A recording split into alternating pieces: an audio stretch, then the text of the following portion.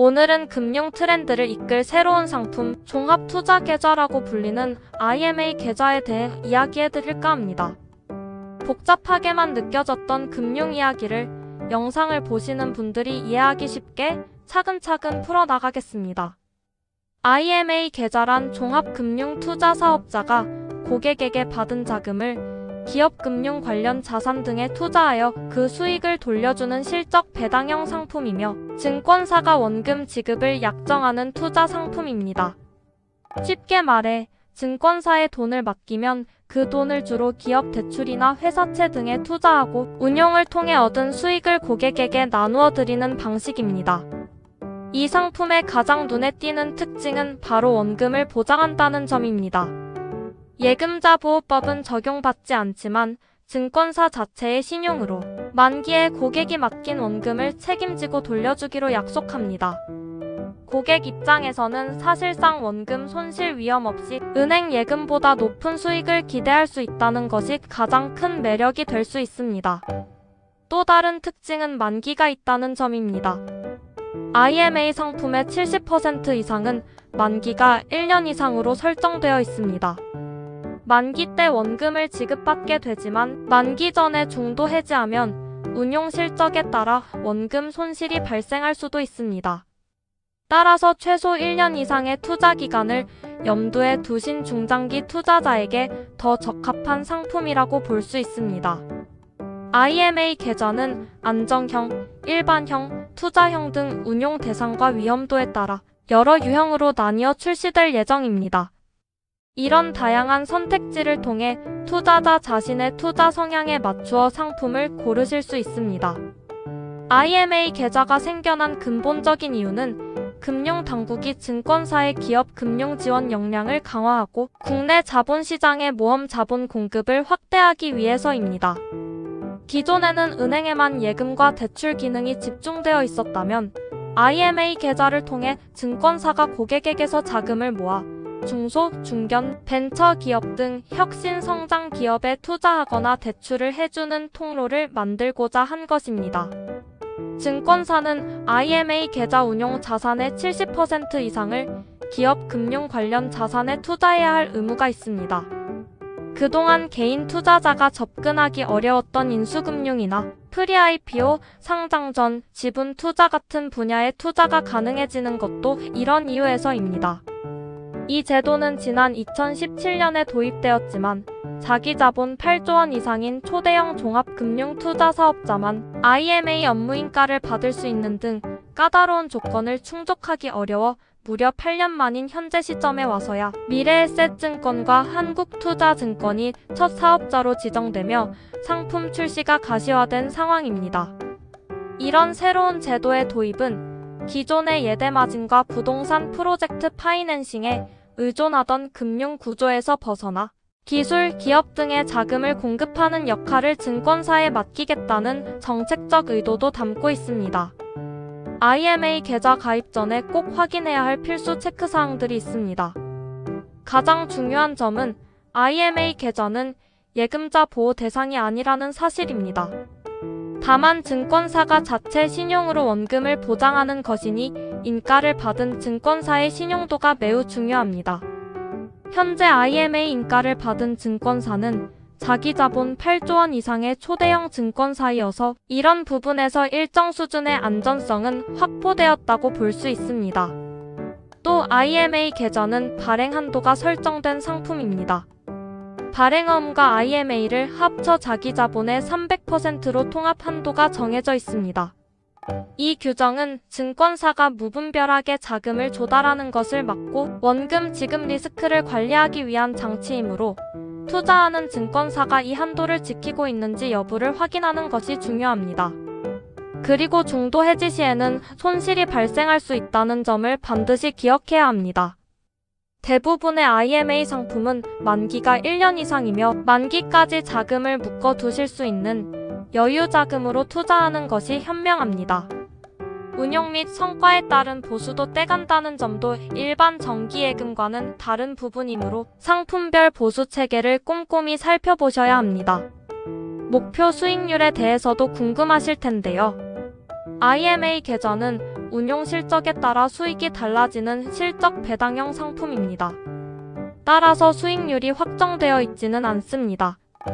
다만 현재 언론에 보도되는 내용을 보면 연 4%에서 최대 8%대의 수익률을 기대할 수 있다고 전해지고 있습니다. 예를 들어 국내외 우량 기업 대출이나 회사채에 1년에서 2년간 투자하는 안정형 상품은 연 4%에서 4.5% 정도의 수익률을 목표로 하며 중소벤처기업 등 고위험 자산에 3년에서 7년 정도 장기로 투자하는 투자형 상품은 연 6%에서 8%대의 수익률을 목표로 한다고 알려져 있습니다. 상품 유형에 따라 만기가 길고 투자 위험도가 높을수록 기대 수익률이 높아진다고 이해하시면 됩니다.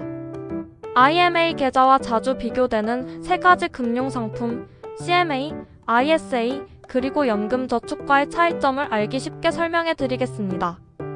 먼저 CMA는 말 그대로 자금관리 계좌이며 주로 현금을 넣어두는 파킹 통장과 유사한 역할을 합니다. CMA는 하루 단위로 이자가 계산되어 지급되고 수시 입출금이 자유롭습니다. 하지만 CMA는 예금자 보호 대상이 아니며 투자 상품의 종류가 제한적입니다. CMA는 단기 자금 운용에 최적화되어 있다면 IMA 계좌는 만기가 정해져 있고 증권사가 원금 지급을 약정하는 중장기 투자 상품이라는 점에서 가장 큰 차이가 있습니다. IMA는 고수익을 추구하는 대신 CMA보다 자금의 유동성은 낮다고 보셔야 합니다. 다음은 ISA와의 차이입니다. ISA는 개인 종합 자산관리 계좌이며 중기적인 목돈 마련이 주된 목적인 계좌입니다. ISA는 비과세 및 분리과세 혜택이 가장 큰 장점입니다. 3년 이상의 의무 가입 기간이 있지만 만기 때까지 발생한 수익에 대해 일정 금액까지 비과세 혜택을 제공하고 초과분에 대해서는 낮은 세율로 분리과세해줍니다. 반면에 IMA 계좌는 현재까지 발표된 내용으로는 별도의 세제 혜택은 없습니다. 다만 증권사의 신용으로 원금 보장을 약정한다는 점에서 큰 차이를 보입니다. ISA는 다양한 자산군에 투자하여 세제 혜택을 받으며 목돈을 만드는 것이 목적이라면 IMA는 원금을 지키면서 예금보다 높은 수익을 목표로 하는 상품이라고 비교하실 수 있습니다. 마지막으로 연금저축과의 차이를 보겠습니다. 연금저축계좌는 노후 준비와 은퇴 후 연금 수령을 목적으로 하는 계좌입니다. 연금저축의 가장 큰 매력은 세액 공제 혜택입니다. 매년 납입한 금액에 대해 일정 비율을 세금에서 돌려받을 수 있습니다. 그러나 연금저축은 노후 자금 마련이 목적이기 때문에 만 55세 이후에 연금으로 받으실 수 있으며 중도 해지 시에는 세액 공제받은 금액과 운용 수익에 대해 기타 소득세가 부과되는 등 페널티가 발생합니다. IMA 계좌는 노후보다는 중장기적인 자산 증식에 초점을 맞추고 있으며 세액 공제 혜택은 없지만 연금저축과 달리 만기 시 원금을 보장한다는 점이 결정적인 차이입니다. ISA 계좌 만기 자금을 연금저축계좌로 이체할 때 추가 세액 공제 혜택이 있는 것과 달리 IMA는 그러한 연계 혜택은 아직 없습니다. IMA 계좌의 장점은 매우 명확합니다. 첫째, 원금 보장 약정으로 안정적인 투자가 가능하다는 점입니다. 금융시장의 불확실성이 커질 때 원금을 지키면서도 은행 예금보다 높은 수익을 기대할 수 있다는 것은 큰 장점입니다. 둘째, 중위험 중수익을 추구하는 투자자에게 적합하다는 점입니다. 공격적인 투자는 부담스럽고 예금의 이자는 아쉬운 분들에게 매력적인 대안이 될 수 있습니다. 셋째, 다양한 기업 금융 자산에 간접 투자가 가능하다는 점입니다. 개인 투자자가 직접 투자하기 어려운 인수금융이나 벤처기업 대출 등에 간접적으로 참여하여 더 높은 수익을 추구할 기회가 생깁니다. 하지만 앞으로의 문제점이나 우려되는 점, 단점도 분명히 존재합니다. 가장 큰 단점은 만기 전 중도 해지 시에는 손실이 발생할 수 있습니다. 급하게 돈이 필요해 중도 해지하면 원금을 잃을 수도 있으니 이 점을 반드시 염두에 두셔야 합니다. 또 IMA 계좌의 수익률은 확정된 것이 아니라는 사실입니다.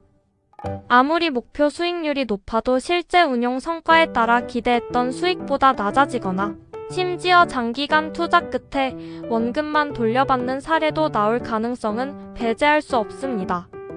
증권사의 운용 역량에 따라 고객의 수익이 좌우된다는 점이 중요한 리스크입니다. 그리고 IMA 계좌의 성공적인 정착을 위해서는 증권사들이 자본 투자 의무를 얼마나 효과적으로 이행할 수 있을지가 관건입니다.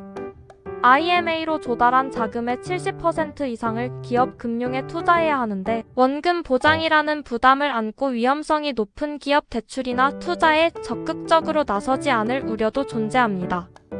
이 부분이 제대로 작동하지 않으면 IMA 계좌가 본래의 정책적 목표를 달성하지 못할 수도 있습니다. 또 상품이 발행어음 상품과 통합 한도를 공유한다는 점입니다. 증권사는 발행어음과 IMA를 합쳐 자기 자본의 300%까지만 자금을 조달할 수 있습니다.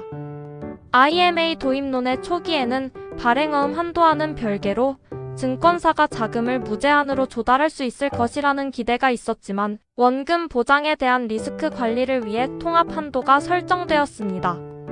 이런 규제가 설정되면서 증권사 입장에서는 자금 조달에 제약이 생길 수 있습니다.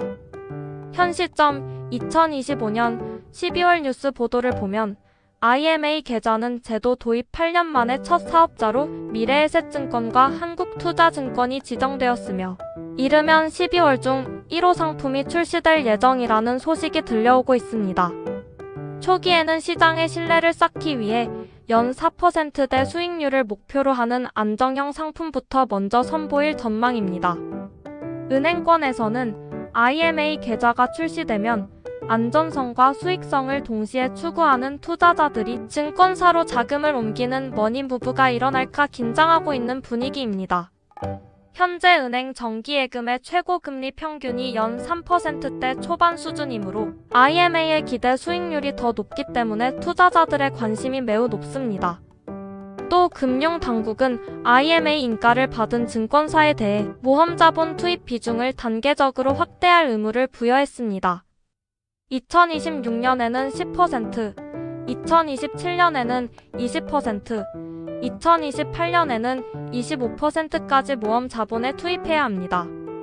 이처럼 시간이 지날수록 증권사들은 점점 더 적극적으로 혁신 기업에 투자해야 하므로 장기적으로는 IMA 계좌가 국내 자본시장에 활력을 불어넣을 것으로 기대됩니다.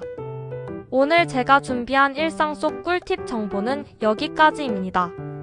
나가시기 전에 영상이 도움이 되셨다면 좋아요 눌러주시고 저희 채널의 새로운 일상 정보가 궁금하시다면 구독 버튼도 부탁드립니다. 감사합니다.